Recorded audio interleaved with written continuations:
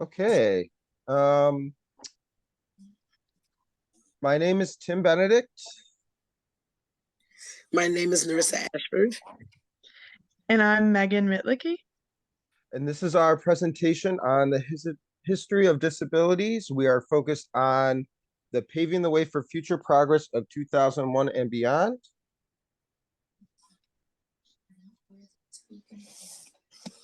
Some of the things we're going to cover: how people with disabilities are perceived and treated, some of the legislation that is happening, and some educational opportunities that people with disabilities are receiving, and some shortcomings.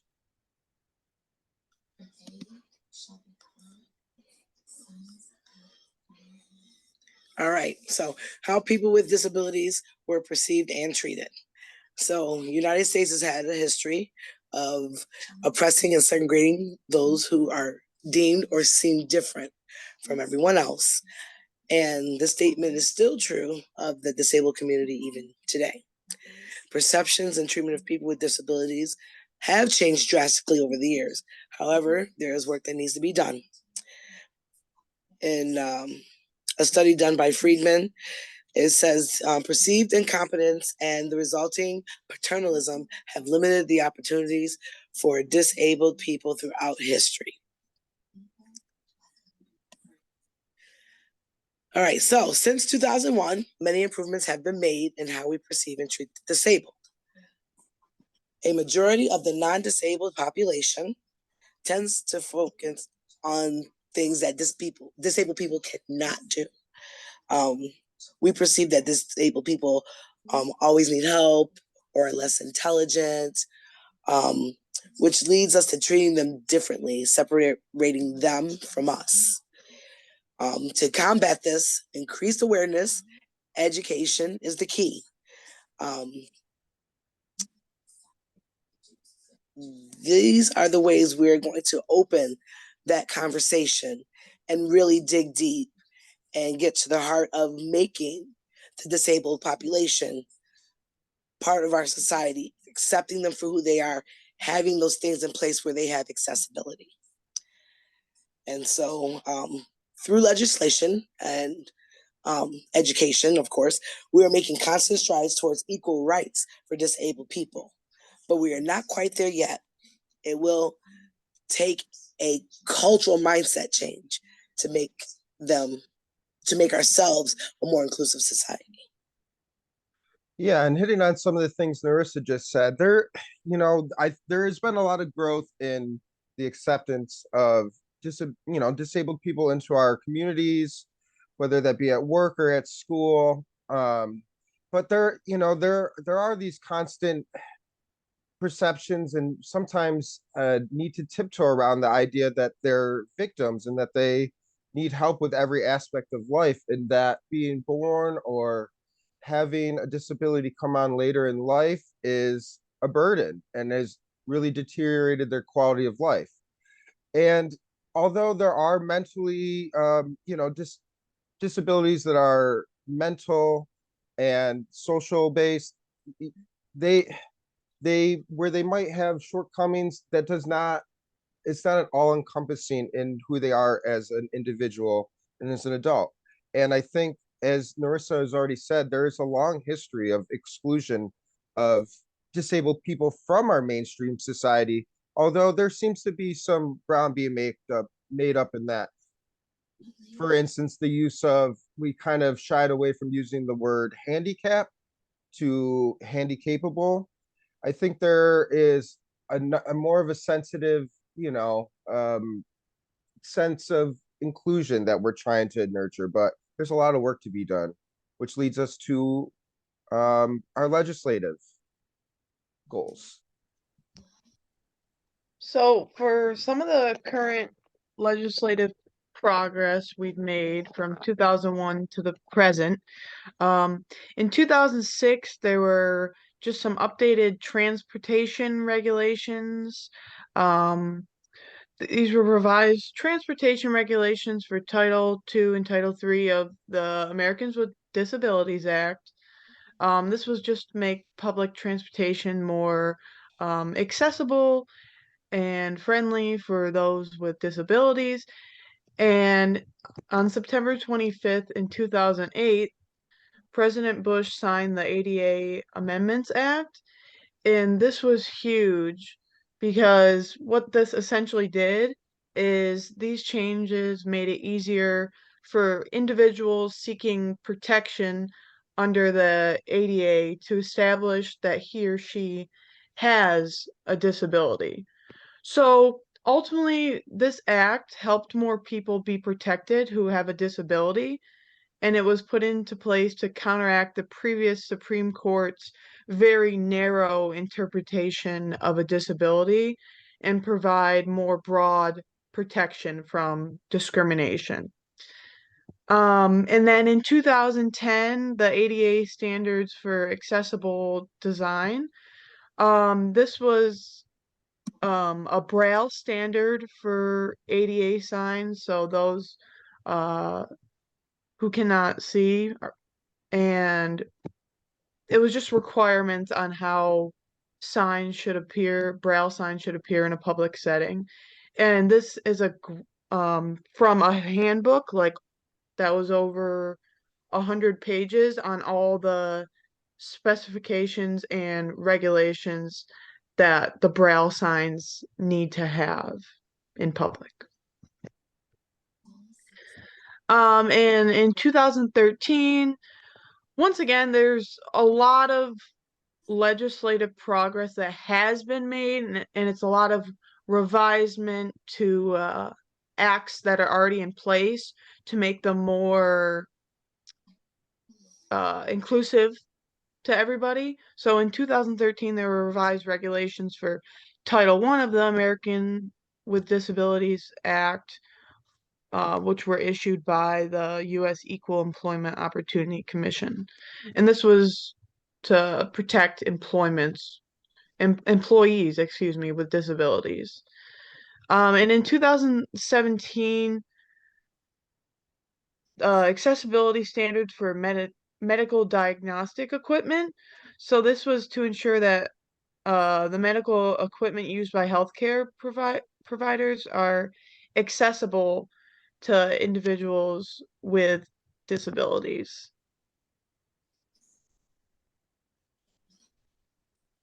All right. All right. The legislative process or progress since 2001. There are currently 5 major bills in Congress that affect persons with disabilities. The first one, the Better Care, Better Jobs Act. So this allocates Medicaid funds to expand and increase disability services at home and in the community. So this is directly related to like self-determination and self-direction. So basically, a person doesn't have to live in an institution or a group home because they are disabled. They can take that money from Medicaid, stay home if they choose to do so, or even get their own apartments and live in their community. And they can take those funds and get the home-based services they need if they need like an aide to come and help them cook, clean, even with, activities of daily living. Also, it would allow them to get transportation services. Funds for transportation is covered under this. And also accessibility to things in the community like museum memberships and zoo memberships and things like that, so they can get out in the community and they're just not so limited. I think this is the best one. Second one they have going right now is Transformation to Competitive Integrated Employment Act. And this bill would allocate funds to employers operating under special certificates to change their business models to help disabled employees receive equal pay for equal work. So currently, a lot of disabled people are still working under a bill that was passed in 1938, which gave employers the right to pay them less for certain jobs because they feel that they can't complete them as well as someone else who's not disabled. So they right now legally can pay a disabled person less than minimum wage or less than what the job offers someone else. This act is looking to balance that.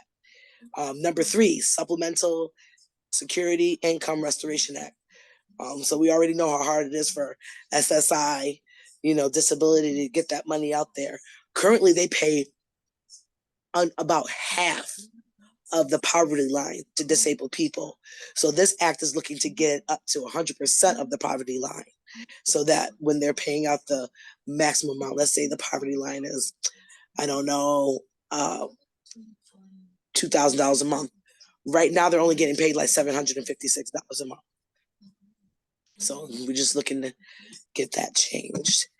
And the 4th bill in there is Disabled Access Credit Expansion Act.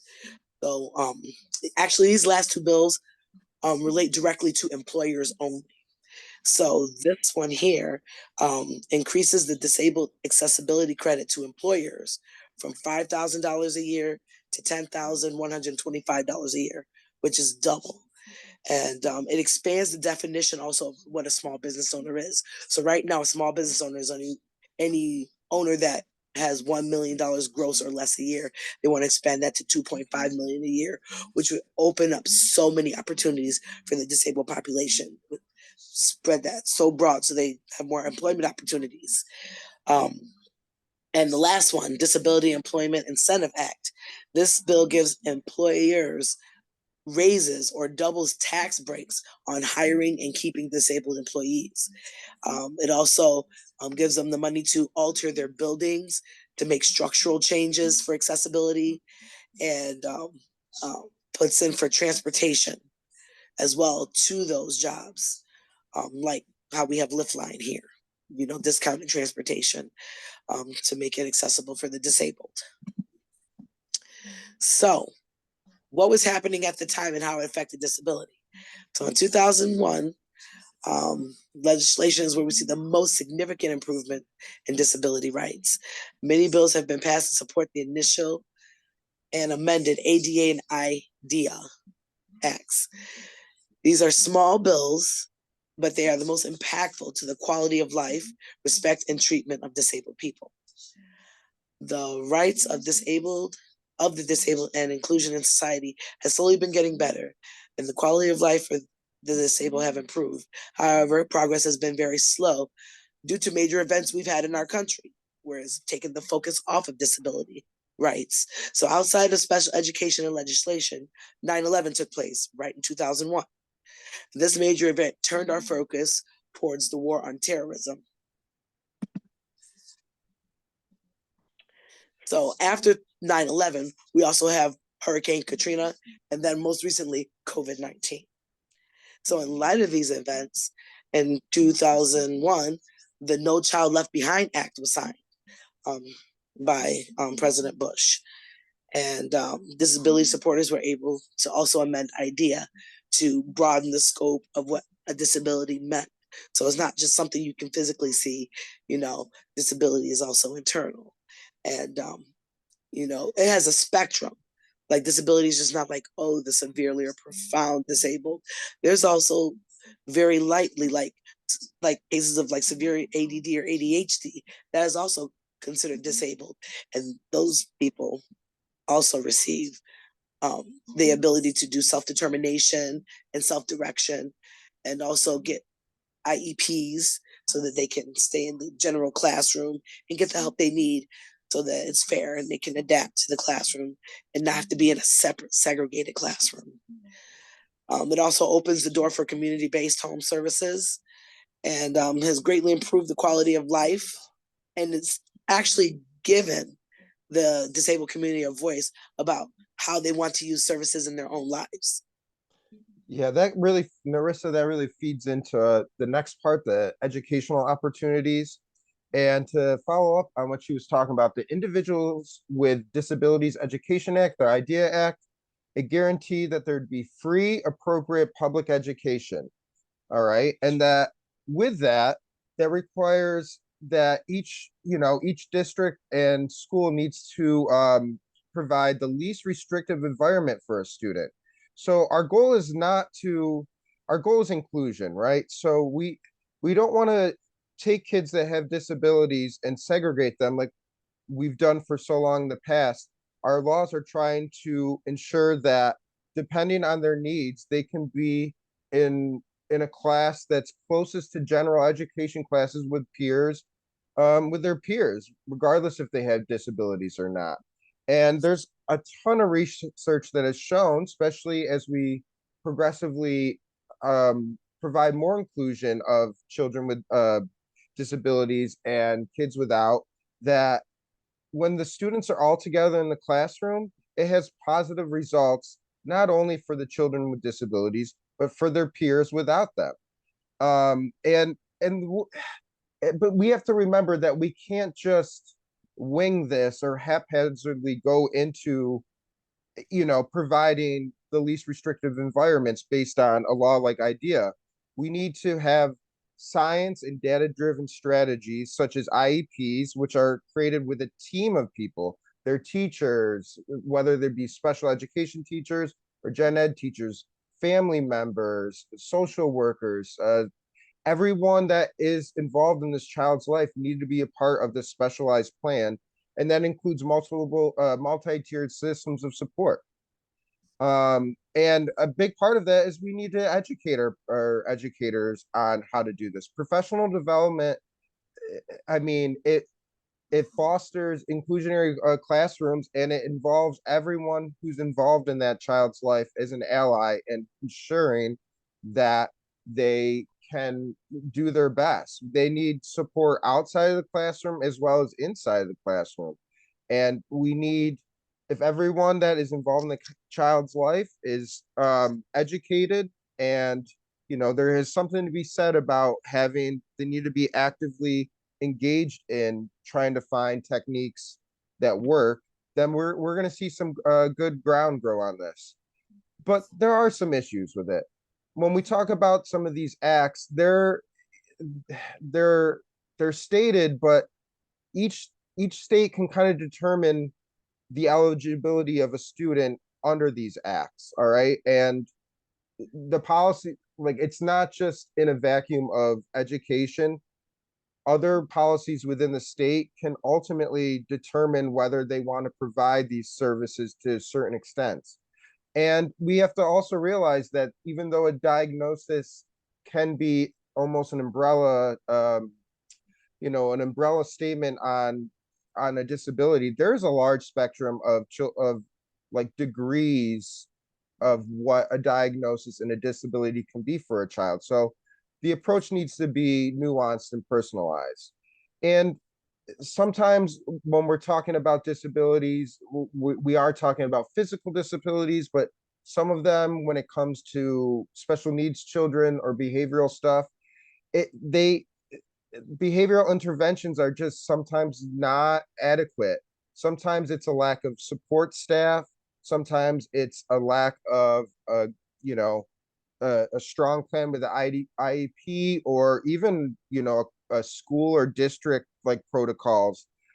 Often when there's not a great idea put forth, the easiest way is to remove these children from the general education classroom.